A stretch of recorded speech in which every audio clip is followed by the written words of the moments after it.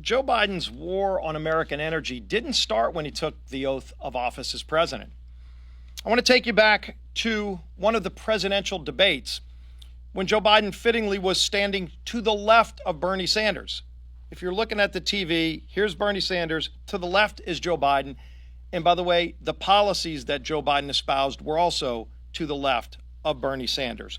Joe Biden said as a candidate, quote, "No more drilling on federal lands. No more drilling, including offshore. No ability for the oil and gas industry to continue to drill. Period. It ends." That's what Joe Biden said about American energy as a candidate. And unfortunately, what we've seen since he became president of the United States was a constant barrage and attack on American energy.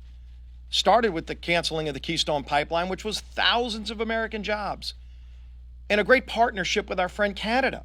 That oil was going to go somewhere. And we could have gotten that oil from Canada through a safe pipeline to America so that we wouldn't need to get oil from Russia. But Joe Biden said no. And it wasn't just Keystone. Joe Biden has not approved a single new pipeline in America since he's been president. And it's not that he's against all pipelines, as my colleagues have pointed out. He approved Russia's pipeline, the Nord Stream 2, which builds on top of the Nord Stream 1, which was already supplying Russian oil to parts of Europe. We could have been there to provide all of the oil and gas that Europe needs. And instead, Joe Biden turned off the spigots here and sent leverage to Putin, sent hundreds of millions of dollars a day to Putin to help fund this war in Ukraine. And when we look at gas prices, immediately as Joe Biden said no on federal lands, as he promised as a candidate, said no offshore to drilling, he then continued to attack through the regulatory agencies. Just about every regulatory agency out there is going after the ability for us to produce energy in America. And is it any surprise that not long after he did it, you saw prices starting to skyrocket?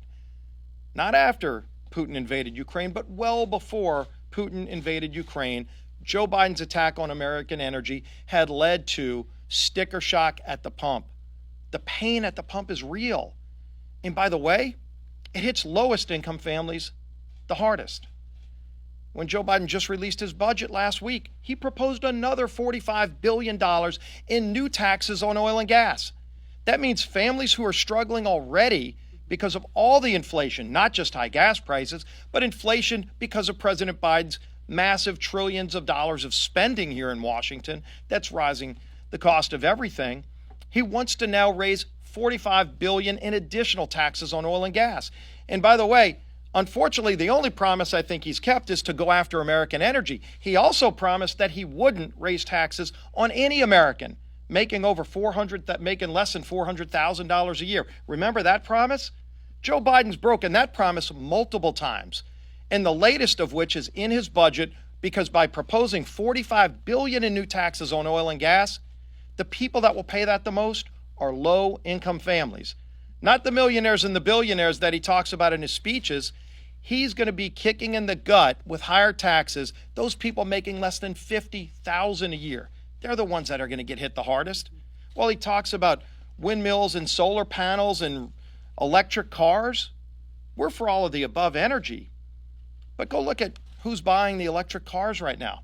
And by the way, if you bought an electric car today, you can't plug that into a tree. You've got to plug it into an electric outlet that gets power, and most of that power comes from fossil fuels, which Joe Biden continues to attack.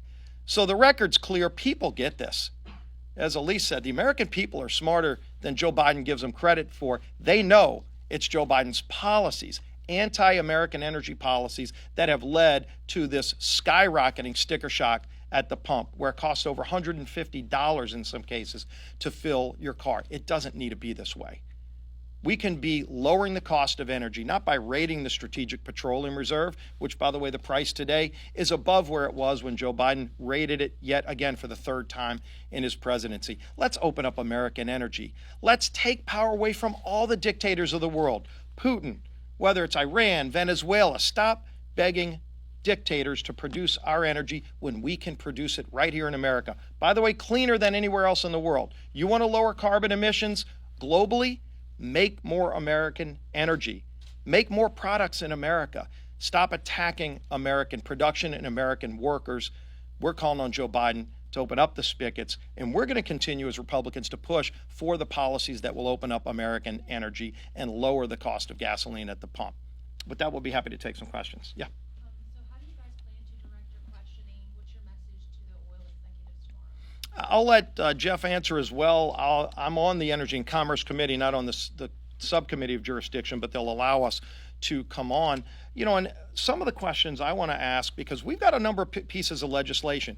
Energy and Commerce Republicans, led by Catherine McMorris Rodgers, have filed legislation that will allow us to produce more American energy and lower the price of gasoline. Last week, the Natural Resources Republicans filed a package of bills, 6 different bills, that will specifically reverse some of the Obama regulations that are crushing American energy. And so we're going to be promoting that legislation, but we're going to also be asking some of the myths that are out there, like the 9,000 permits that President Biden wants to talk about. Oil companies aren't sitting on those leases. In many cases, what we hear from them is that they can't produce the leases that they have because every federal regulatory agency is blocking their ability to actually go drill in America. So President Biden last week said, we're going to tax people more if they don't produce their wells, while his own agencies are blocking them from producing the wells. So isn't that ironic, where the Biden administration first blocks them from doing their job and then says they're going to fine them because they can't do their job? We're going to have those kind of conversations, and I'll let Jeff answer some of the questions he might bring up.